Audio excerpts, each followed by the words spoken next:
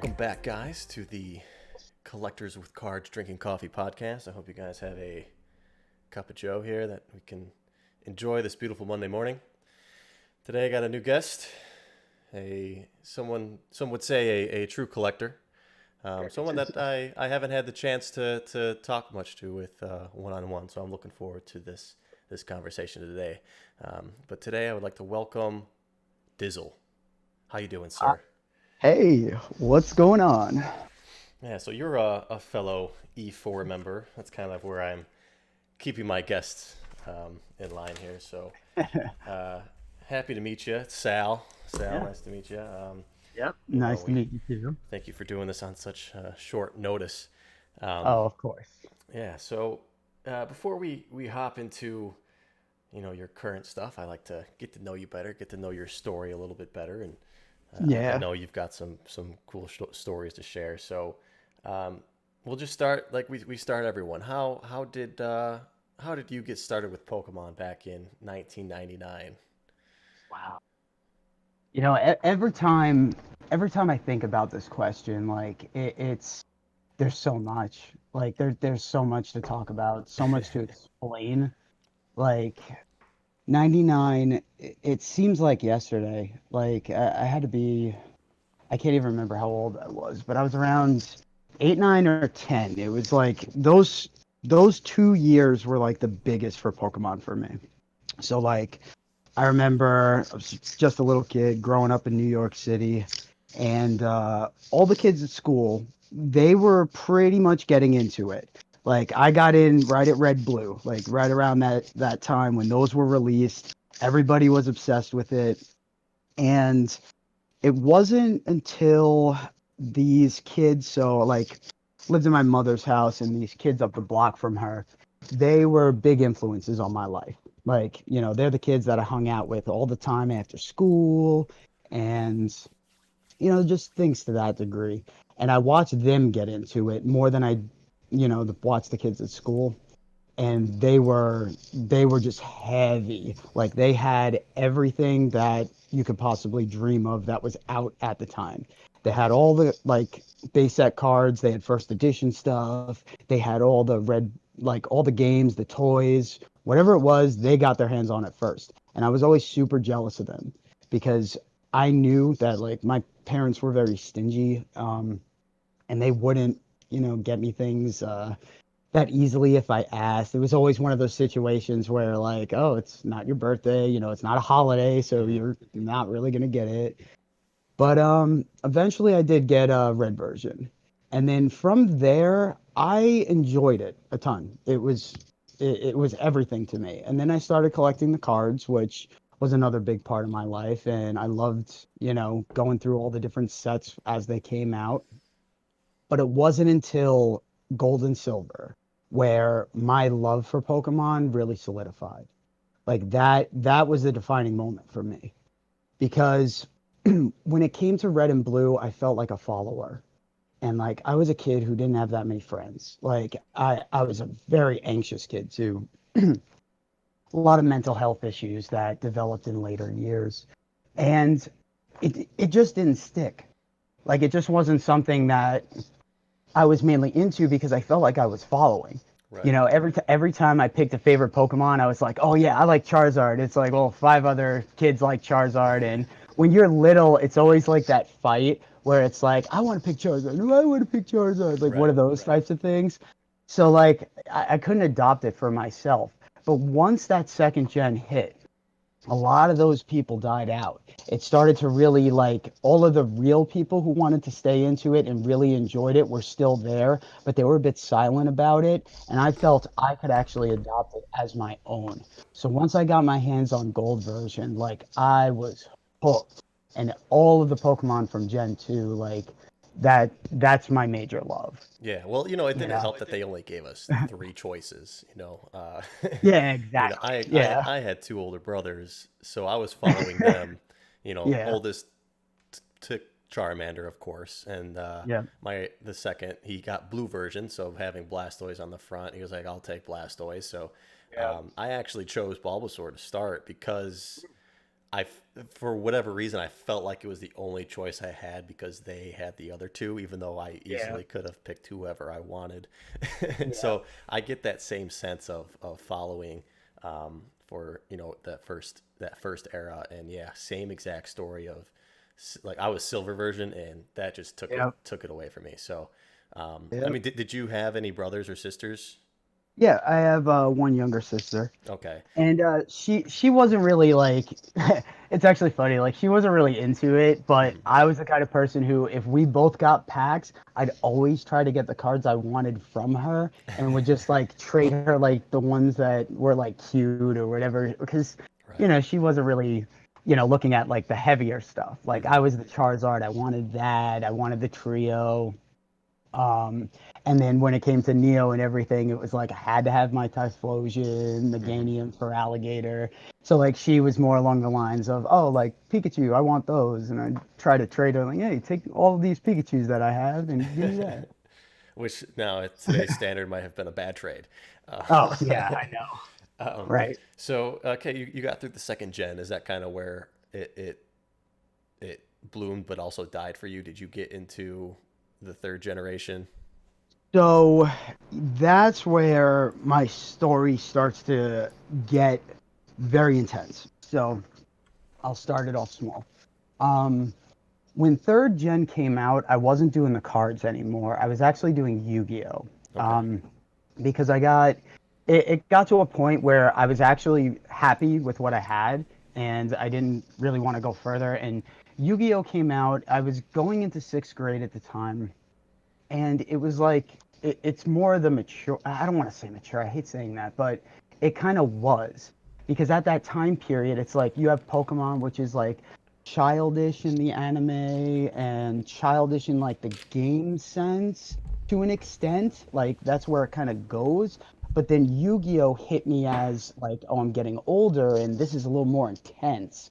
So I moved over to that, and at this time of my life, personal things started to happen where my parents got divorced, and I had a very rough childhood to begin with. A lot of things went on that were very traumatizing as a young kid. So, full discretion here, just emotional and physical abuse that was to the extreme. So getting into Yu-Gi-Oh, like all of these things that I collected, they were my solaces. Like they were my go-to because, it was really hard for me to handle those situations. So in Yu-Gi-Oh, it was like maturing through that and going into something different. Now, to tie this into the third generation of Pokemon, I was doing Yu-Gi-Oh for a while and got Ruby at the time. Um, and as I was playing it, I just couldn't do it. The big thing that was like the disconnect for me was the Reggies. Because I didn't know this till like a year ago, by the way, because one of my good friends, he told me that in order to get the Reggies, the writing that's on the wall in the video game is actually Braille, and he learned Braille as a kid so that he could get those Pokemon. And to me, I thought that was ridiculous. I'm like, I want it given to me. Like I want the games to tell me what to do, as opposed to me doing like side things to just to finish the thing. And also the Pokemon weren't like I'm a big advocate for like cute Pokemon. So like none of them really hit me, and I hate Blaziken so much. And I, That's exactly where the disconnect was for me on Gen 3 was yeah, those Regirock trio or the Reggie trio. I thought yep, it was the lamest legendary yep, Pokemon that they could have picked. And when that, because there was that silver and gold version, you got to chase these three dogs around the map. And yeah, there was an yep, algorithm to it, but you didn't understand it as a kid. yeah, And then when that came in, it just ruined that aspect of the game for me. And uh-huh, I was always a big fan of the trio birds, still am. yep, So yeah, I have that same exact disconnect that you do on that on yeah. the third generation Pokemon. Yeah, it was like the dogs in Gen 2 were like peak for me. And then those Reggies and all the other Pokemon in Gen 3, it just kind of fell short. And like, you know, I tell this to everybody because I love people that love Gen 3 because that's what makes like Pokemon so beautiful as a hobby because I don't have to, you know? Like it's not my thing, but there are so many other people who really have a diehard love for it that I've met through being in E4 and being on the forum and everything. It's been beautiful to see that because I don't know. I still have my distaste for it and I still don't like it, but it opens up your eyes to a bigger acceptance where, there's so many aspects to this hobby and so many different people, so many walks of life. And I just enjoy that thoroughly. So even though it's not for me, I'm glad other people can enjoy it. Right, right. And I didn't, I had the luxury of Pokemon just being a purely uh, luxury game for me. Yeah. I got back into the hobby because of similar issues of trauma, and I think we all share that type of story.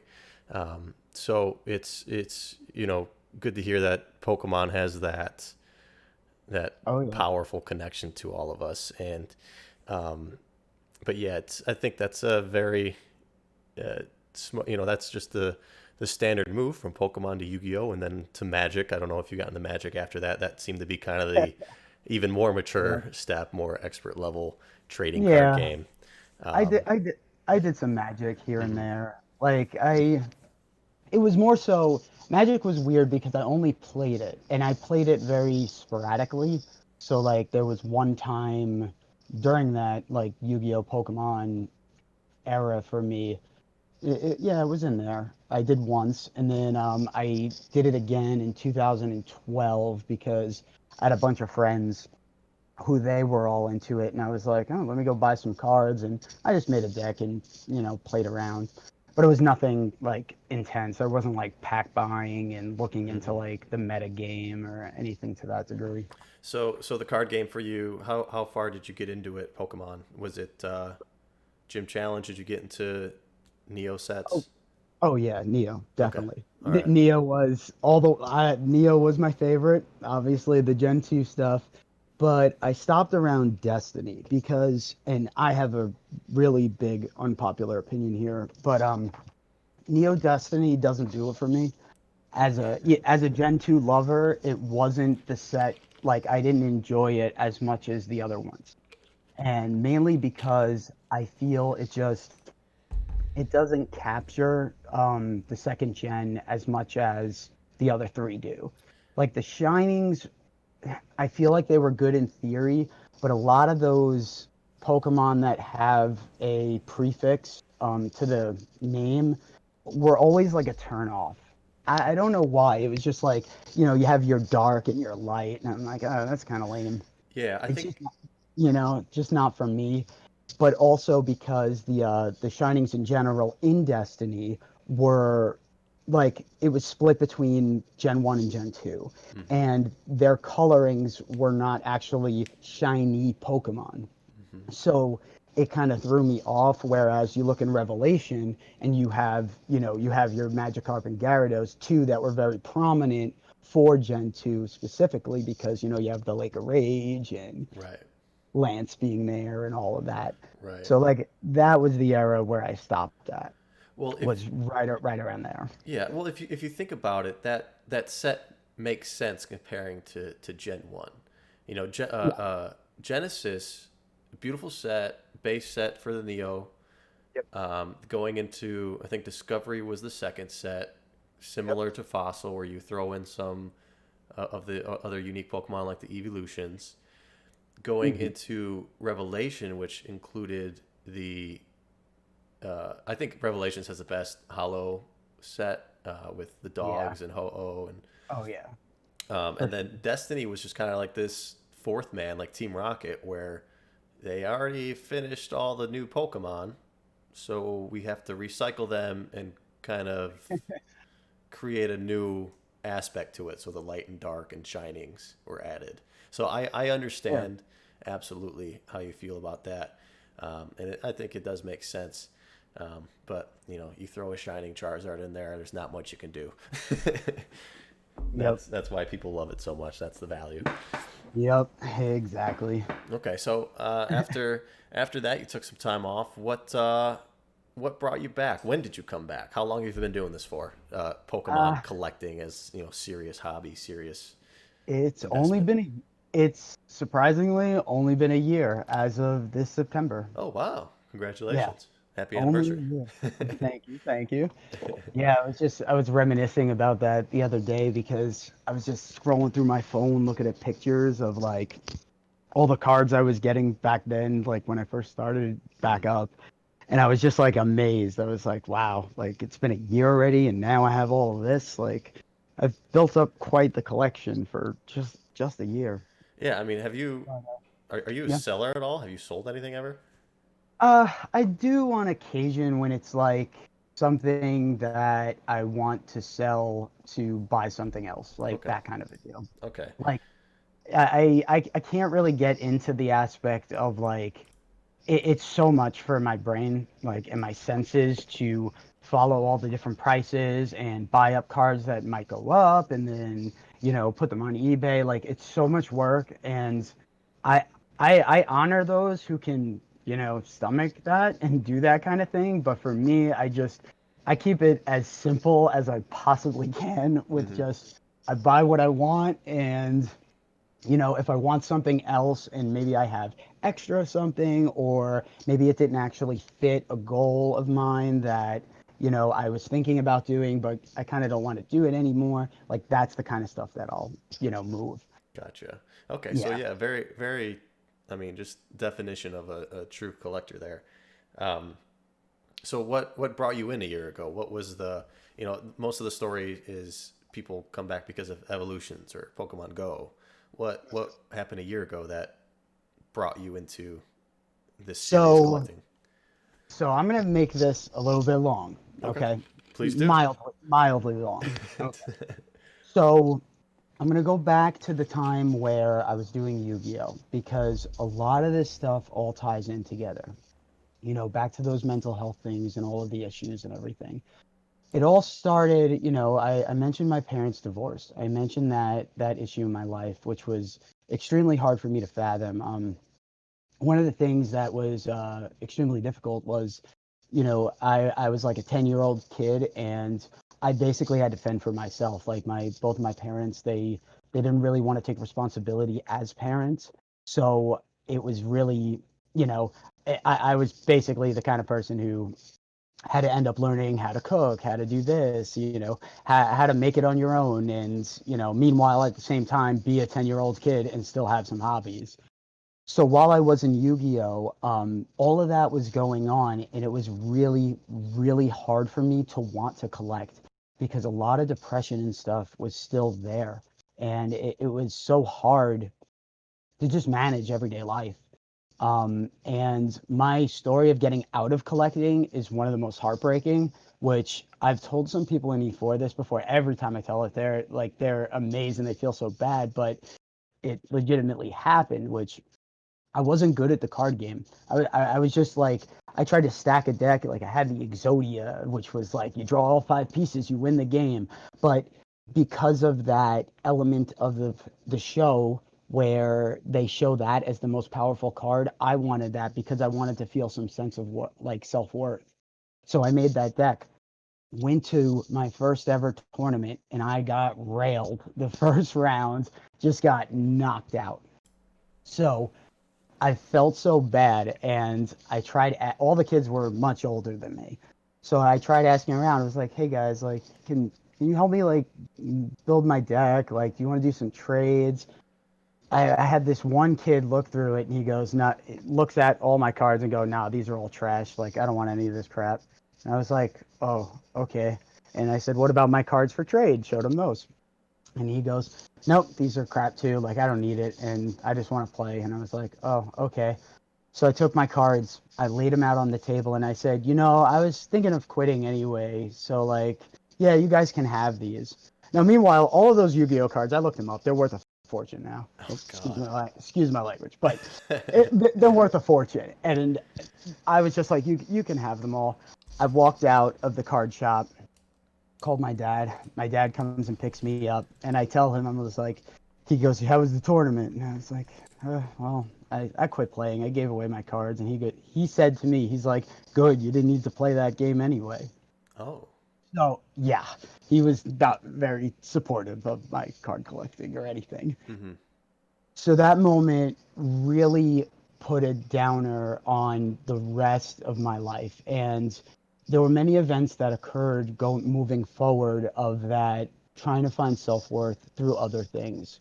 And, I'm not going to run through all of those different things that I went through, but one of the major hardships that I faced entering high school, once a lot of the trauma kind of settled and was still there in my life, once I got into high school, I developed an eating disorder. And it's really hard for a lot of men to come forth and say this kind of thing. But I struggled with anorexia and bulimia, primarily bulimia, because I wanted to feel that sense of self worth. And stuff like that doesn't just happen overnight. It was one of those things where um, I joined a lot of sports and stuff, trying to get noticed, trying to feel good about me, trying to find who I am as a person. And as I was doing so, like as a kid, I was a chubbier kid. But as I was doing the sports, I started losing massive amounts of weight. And I was getting complimented on it all the time. Mm-hmm. And that was like a false sense of accomplishment to where when I was hearing those things, it was just feeding, like fueling that fire. And eventually, like I was starving myself in order to continue keeping that weight that I had. And I couldn't take it anymore. It got to a point where I started making myself sick in order to continue that cycle. But it became such a heavy addiction that it destroyed my early adulthood and even my early 20s to a certain degree, to where I was in treatment centers all over the United States. They don't offer like treatment for men in many different places. So like my mother like had to basically call all of these places trying to get me in, trying to hope that insurance would cover it. It was just a show. But at the time, I also was very resistant to wanting to get better. So it was just very, very, very bad.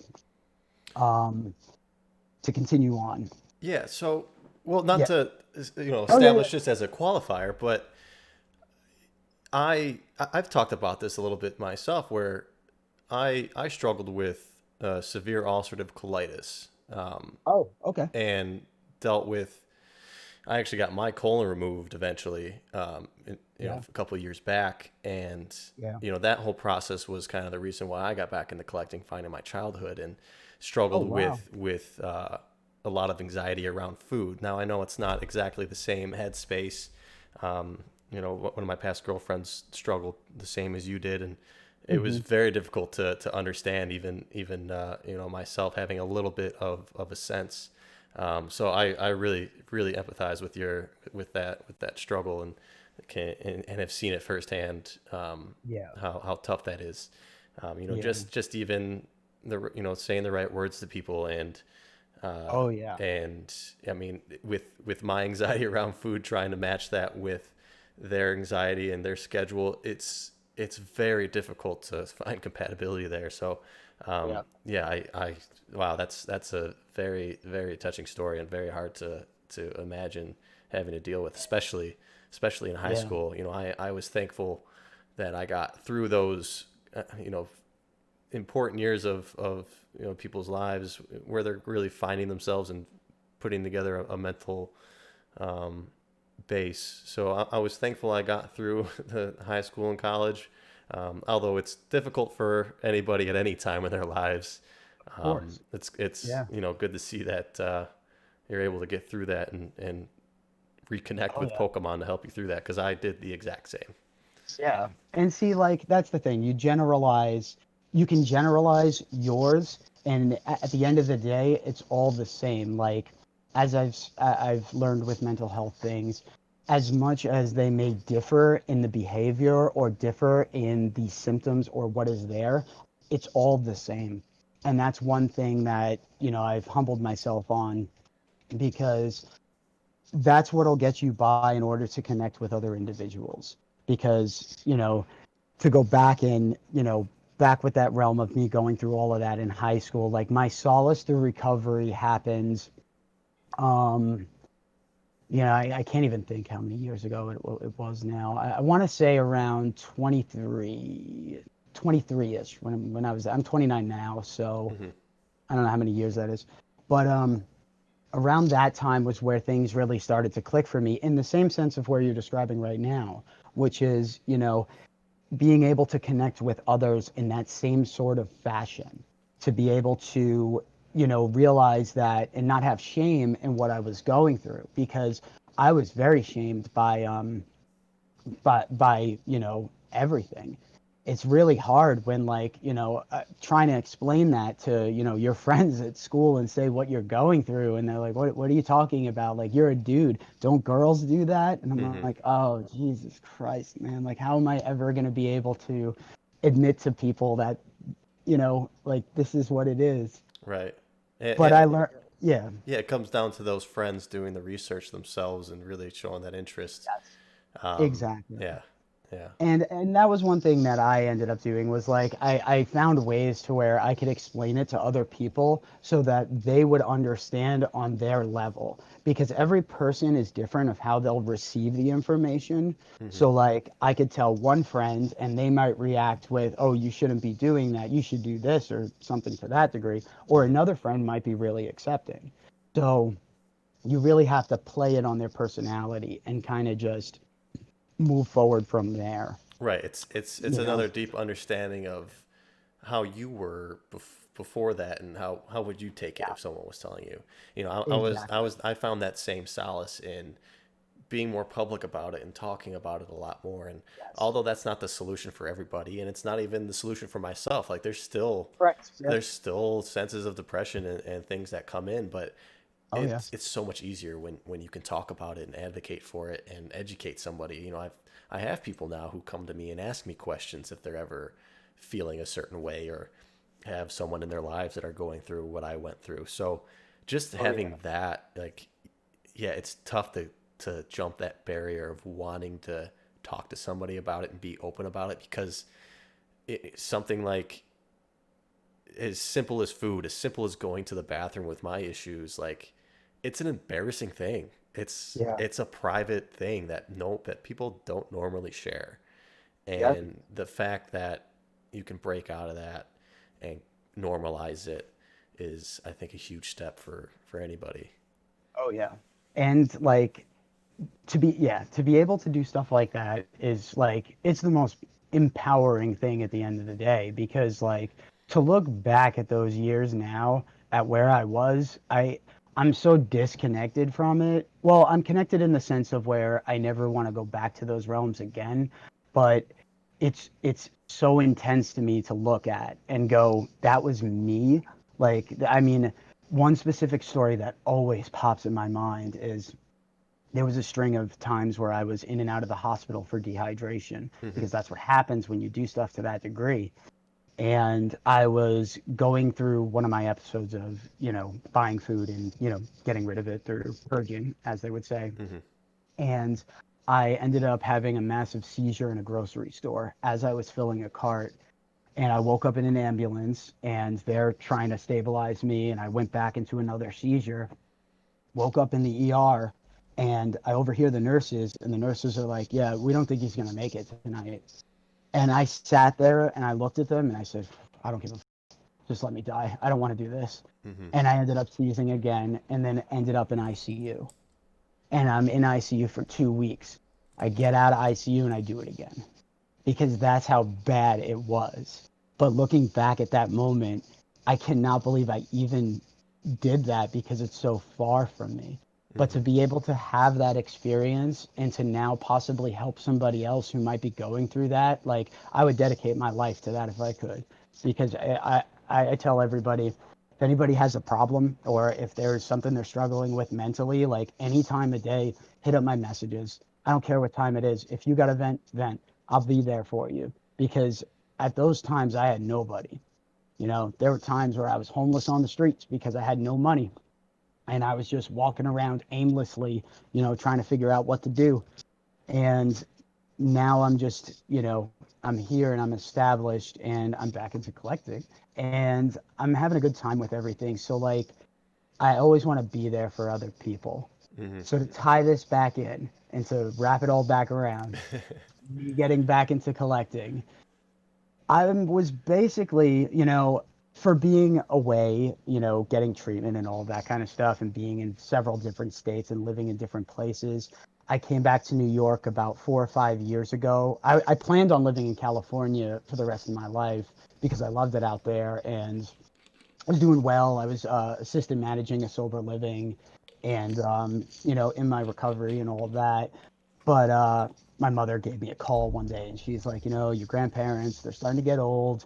You want to come back to New York and see them and be with them for a while? And I was like, yeah, it might be the time. So ended up coming back here.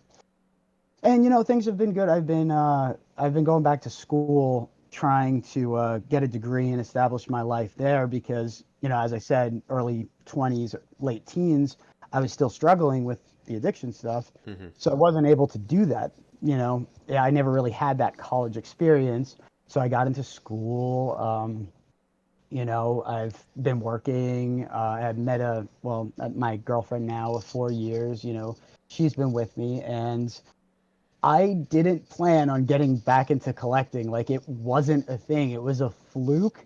It was one of those moments where me and her were walking around our local mall here, and we were passing like this new. They had, I don't even know if it's still there, but they had some shop that was like a Japanese store that just opened up at the time. And on the counter, I saw Pokemon card packs. It was Unbroken Bonds at the time. And I see the packs and I'm like, man, I haven't bought cards in ages. Like, I wonder what it's like. Like, I wonder if like they're still the same or whatever, whatever. So I walk out of the store because I refuse to buy them for myself because that's the kind of person I am. Like, I hate buying things for me. So walked out and I noticed my girlfriend was gone. I didn't know where she was. I was like, where the fuck is she? She's at the register and she bought me a couple packs. So she walks out and she goes, here, you want them, like open them, see what it's like. I opened them and like the flood of emotions that came back to me was insane.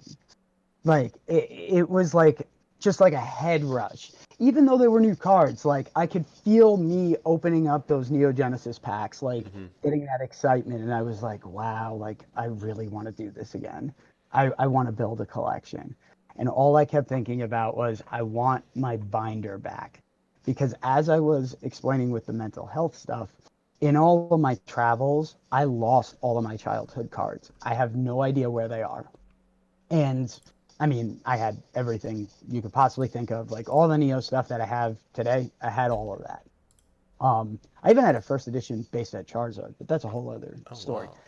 Yeah, which that's a side note. I'll get to that one a little bit after this because it's an interesting story too, and it explains how why I tend to try to be very selfless and kind a lot of the time.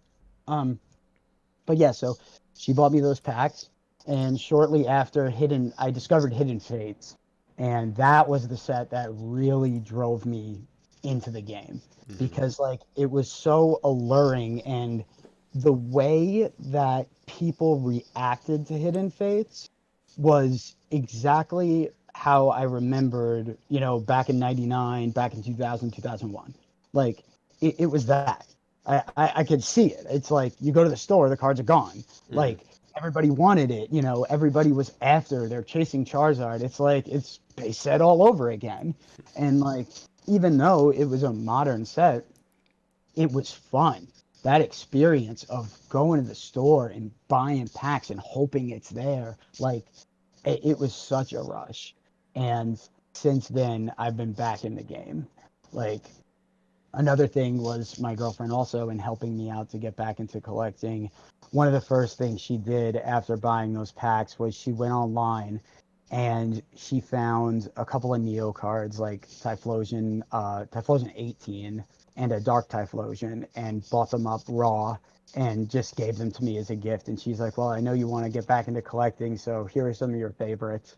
And I Wow, was like, oh, that's awesome. yeah, That's really yeah. cool. Yeah, I'm scrolling through your Instagram here, and yeah, you've got some beautiful Neo and E series era cards, all Um, PSA not my strong PSA yeah, nines, and uh, my Instagram's nothing special. It's like I barely post on there before even like I never use Instagram. It's so rare that like I'll want to go on and just post cards because it's just so much work. yeah, but Like, yeah, I mean yeah. the little that you have is awesome to look at, and you got a little pin collection here as well, which is really cool. Oh, I love that thing. What is that? That's the That Poke is Park a 2005. Yes, it is a PokePark pin set that was limited to 1,000. They only made 1,000 of those, and like it was for like the grand opening or something like that. That was me getting into all like the different Japanese things, Hmm. and PokePark is just so cool to me because it's just I don't know, it's a cute concept, and all the cards that they released for it, like the little binders that they have, were just so awesome. And they have the green one, which has like mostly exclusive, I think, and yeah, exclusive Japanese art, and the blue one, which is I think it's like they have it in English too, Hmm. but it's not PokePark. Regardless, all of those cards are amazing. And then when I saw the pin set, I was like, this is unique. I was like, this is different. Like, I have to get one of these. So I ended up buying one, and it's one of my favorite little pieces. Yeah, that's cool. That's cool. Yeah. Well, tell me about this first edition Charizard, because you grew up in New York, and obviously, from what we know, Yeah. the West Coast and East Coast got all the good stuff early on, and We, you guys got the first edition base set. So, we did. Well, ironically, though, when I started collecting, I didn't have any first edition base. Like, I hmm. never saw that stuff till a little later in life.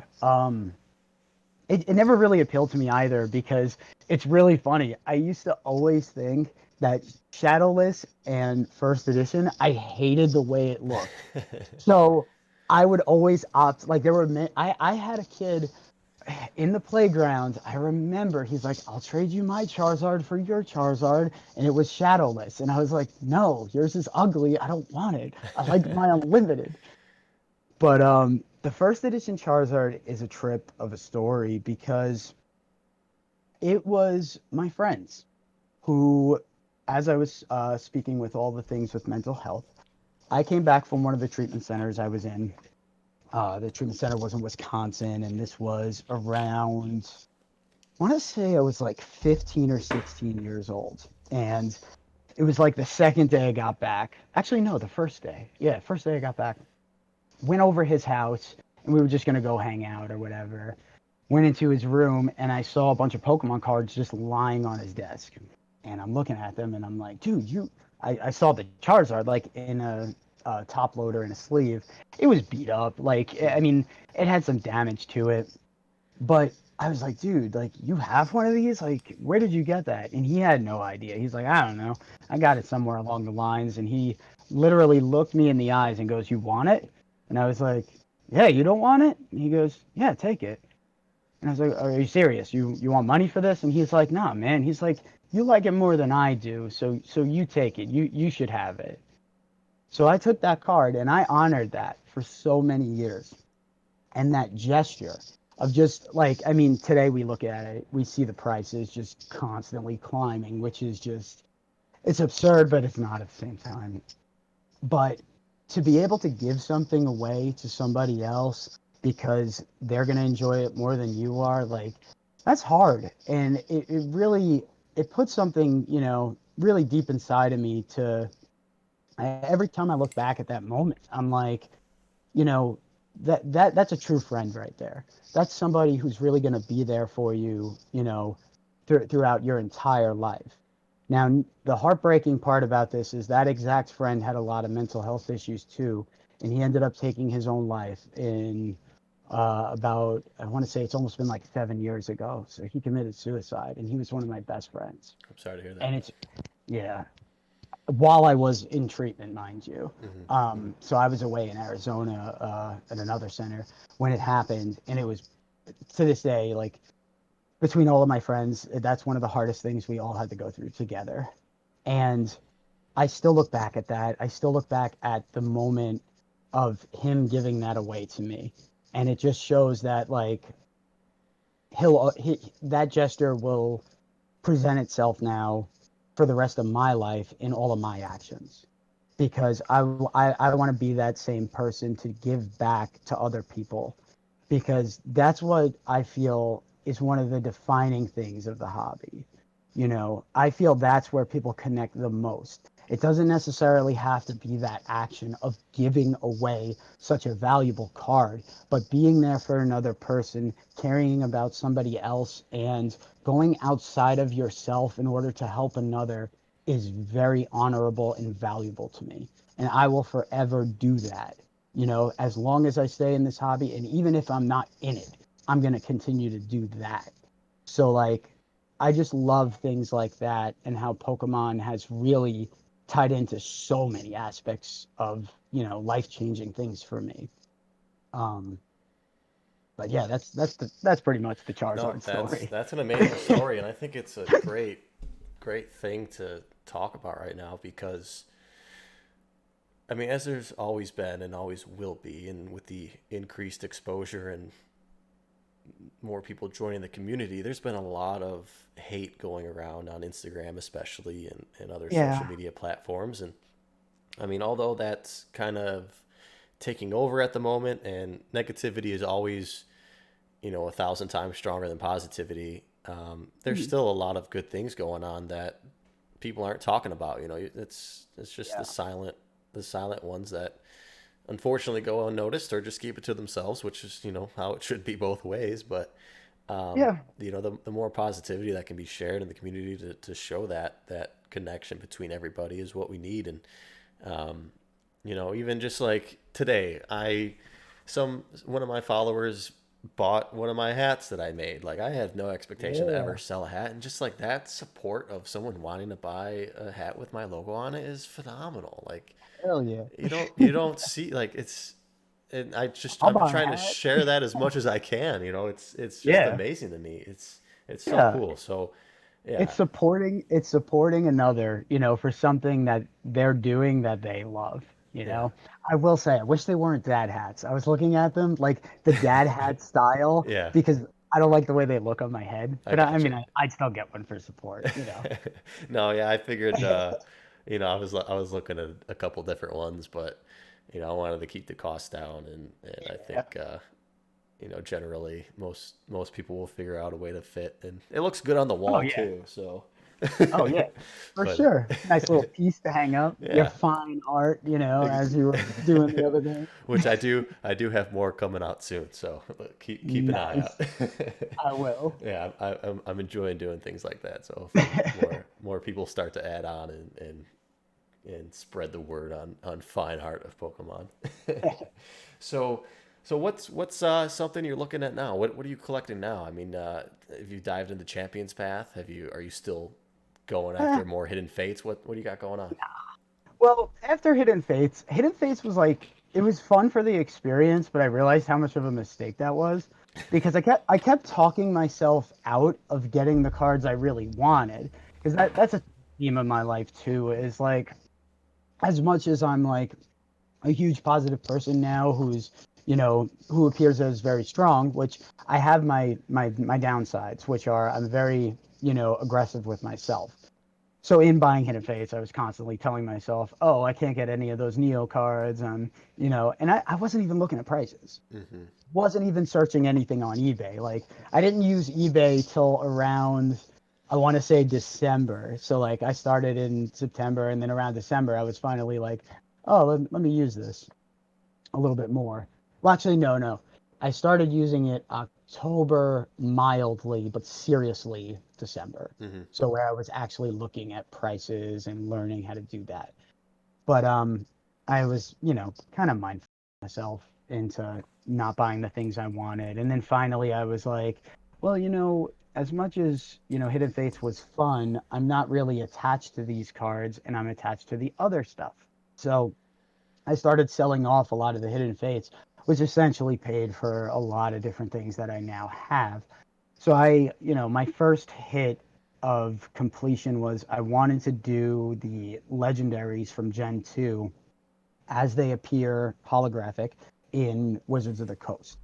So I ended up getting the crystals and the e-reader ones because those were new to me. Like I never knew about e-reader until a year ago, and I really love those cards like immensely. Hmm. So I got those. I got the Genesis Lugia, Hello, and Celebi, and then Entei, Raikou, Suicune. I have to say Entei because Train will kill me if he hears this, and I say NT, which is how I normally say it. Which I talk to Train all the time Yeah. from Well, no, esports. I still struggle with that same thing. I mean,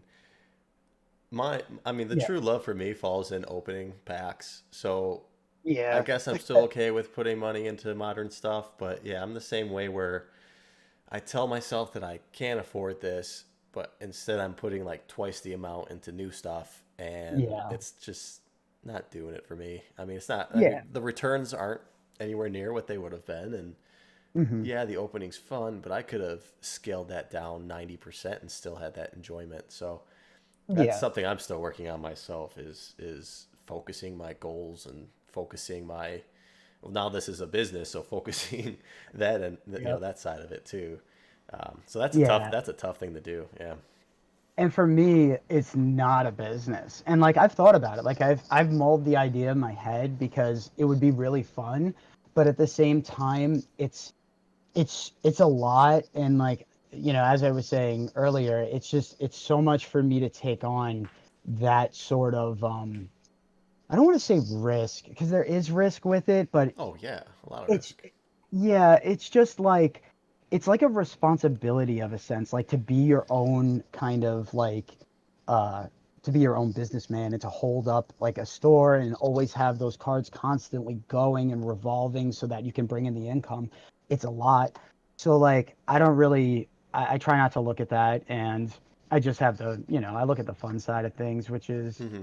there's like I went out the day Champions Path released, I set some time aside and I was like, let me go see if they have it in stock. And I found a Target that had like the distributor was right there, like just stocking the shelves. And it was funny because I was on Discord voice too, Oh. and the lady looks at me. And she's like, "You looking for this?" And I was like, "Yeah. Like, can I get a couple of those boxes? Like, let me get two." And she goes, "All right, here you go. Do you want more?" And I was like, "Nah, that's all right, man. Hmm. That's enough for me." But then I ended up going back and getting another ETB so I could give it to my girlfriend so she could open. Yeah. But like, we didn't get anything good, but the experience is my favorite. It's Hmm. that thrill of going and everybody's after it and like you can find it. Like I don't know, that it's like an adventure. Yeah. It's like being a kid again and like going out and scoping out something that you don't really necessarily need to want it, but other people do, so you can share in that love. Right. You can share in that desire even though it's not heavy on your end. Right. So like that's kind of or that's what I got into last week. But aside from that, with other collection things, I don't know. Like I haven't given much thought into like I completed some heavy stuff for myself otherwise. So now I'm kind of just sitting back going, all right, I guess I'll just take things as they come, Yeah.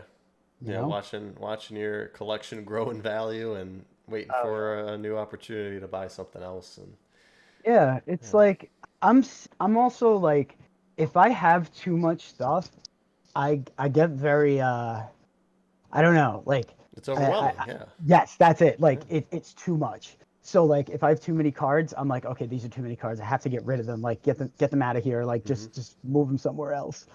But so I just try to keep it simple. Yeah. I have my legendaries that I picked up. I have the full Neo Genesis Holo set in PSA 9. I also have Discovery, but I'm not sure if I want to hold on to that really because my idea was I was going to get Discovery and Revelation and have those three sets, like the complete Holo sets. But it's hard because I don't like all of the cards. Yeah. So like buying them would seem more of a chore than like something I want to do.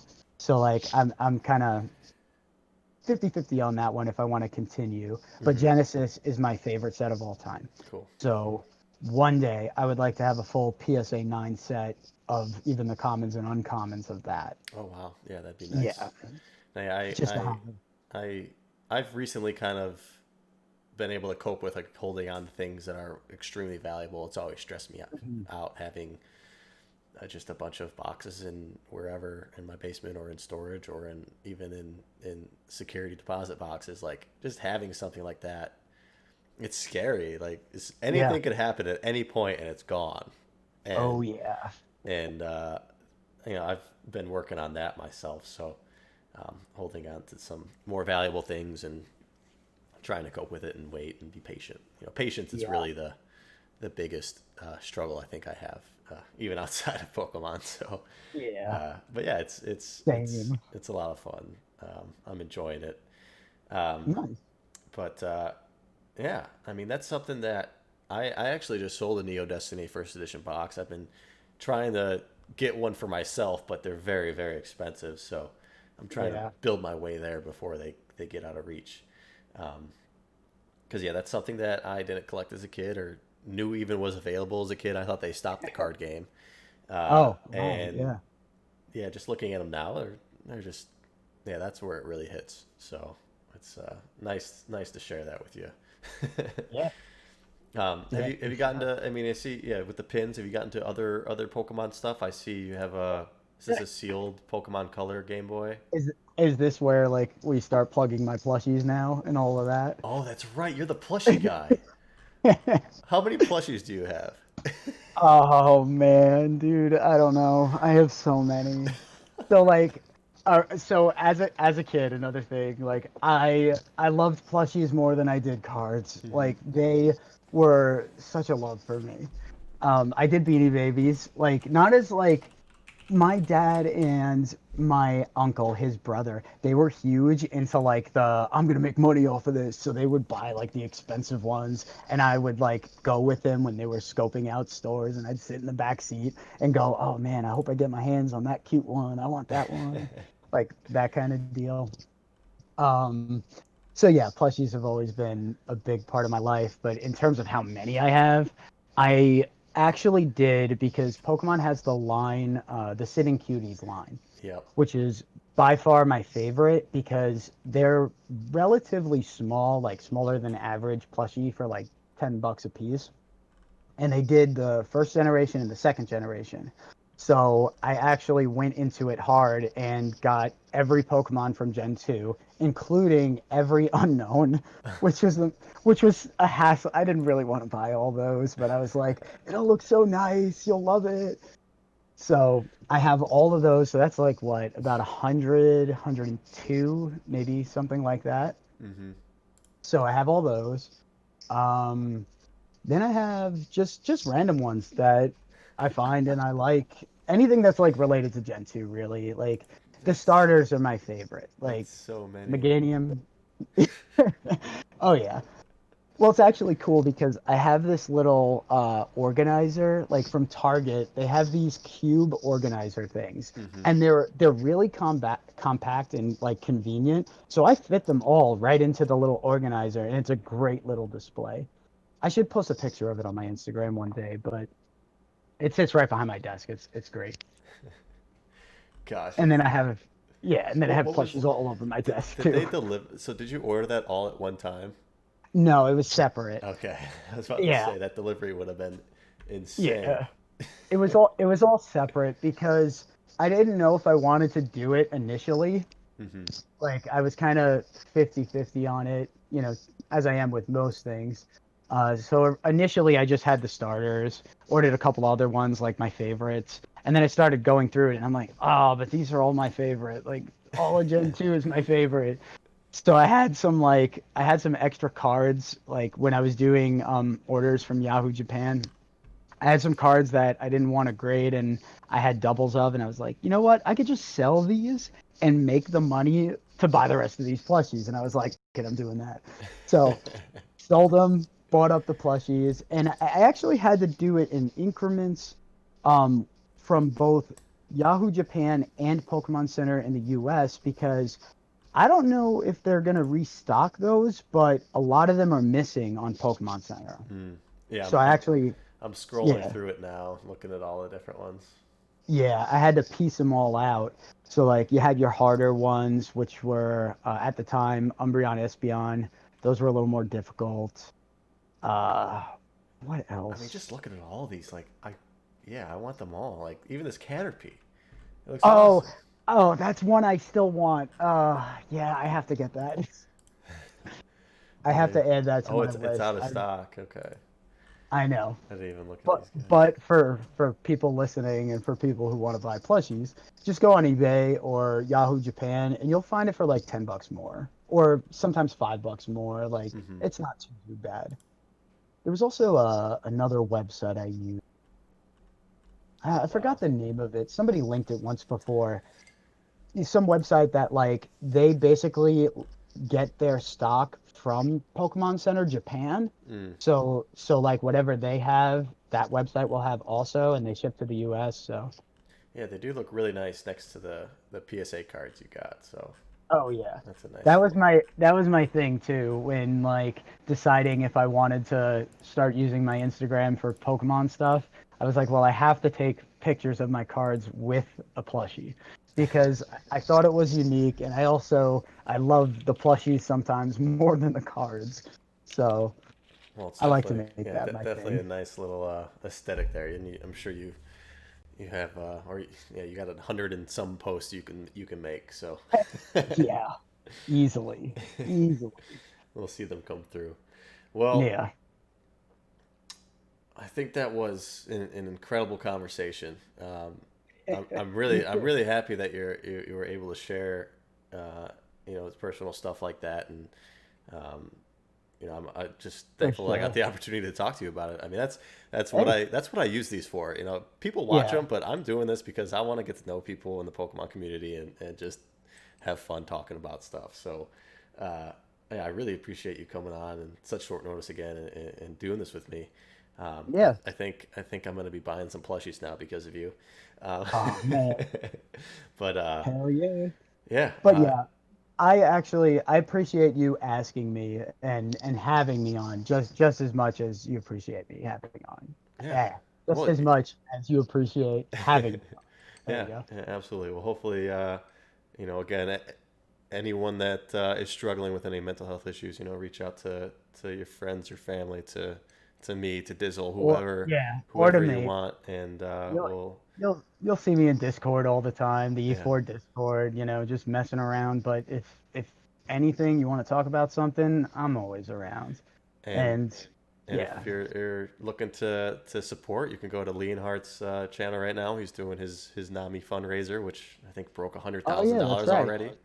Yeah, I love that he does that, and I know Gary from Pawn Stars. He's also very supportive of that stuff too. Yeah, yeah, You know, I, and they have a charity coming up. I think at the end of the year, an autism charity. So, I saw that. I'm actually excited for that one because recently, because of Corona and everything, I've been doing most of everything from home now.